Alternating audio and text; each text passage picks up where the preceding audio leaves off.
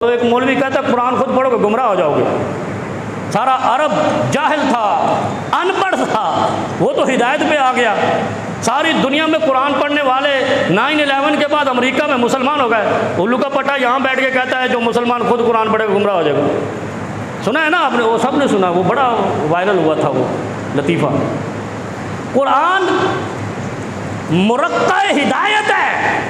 قرآن کو نئی بھی ترجمے سے پڑھو تو ایسے پڑھو گے ہدایت آ جائے گی. اتنی عظمت والی کتاب ہے. کیوں؟ یہ لوح محفوظ سے آئی ہے، خدا کی کلام ہے، اور خدا کی کلام سے ہم کلام جو ہوگا وہ گمراہ ہو جائے گا. ترجمے کے بغیر بھی جو پڑھتا ہے، اسی لیے تو نبی علیہ السلام نے فرمایا اگر کسی کو قرآن بھی نہیں پڑھنے آتا اور وہ مشقت سے صرف لائنوں پہ صبح اٹھ کے انگلی پھیرتا ہے، خاموشی سے پڑھنا نہیں آتا ہے، اتنا جاہل ہے، اس دور میں جو ملتا ہی نہیں ہے دنیا میں، پھر بھی نبی علیہ السلام نے فرمایا اس کو اجر ملے گا اور یہ قرآن اس کی حشر میں گواہی دے گا کہ اس نے مجھے کھولا تھا. کتنی بڑی فضیلت ہے. اور اگر یہ قرآن خود پڑھنے سے گمراہ کرتا تو یہ نبی علیہ السلام کیوں کہتے؟ خالی انگلی پھیرنے سے بھی ہدایت ملے گی، گواہی ملے گی، سفارش ملے گی.